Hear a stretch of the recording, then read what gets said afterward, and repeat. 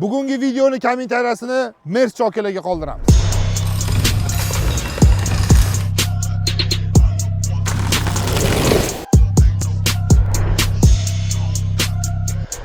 Xitoyda yig'ilgan SUV Mercedesimiz. 603 maksimal tezligini, speedometrligini bilsangiz kommentariy yozib qoldiring. Chunki bu mashinamizning maksimal tezligi 220. 0 dan 100 gacha bo'lsa 4 sekundda qo'zg'aladi va общий zapas xodi 500 km. Mercedes EQE 500. Videoni oxirigacha ko'rib turing, sizga zo'r sovg'amiz bor. Endi mashinaga nima xizmatlar qilinganini bitta aytib chiqamiz.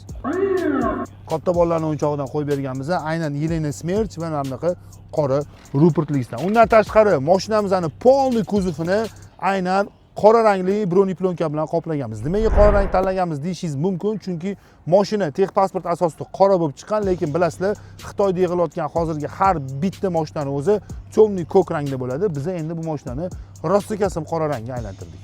Salon qismi o'zi komfort qilib bergan ishlarimizni, plastik joylarni polностью laminatsiya qilib berganmiz, hamtigi shpon joylarni bo'lsa night paketda o'zgartirib berganmiz.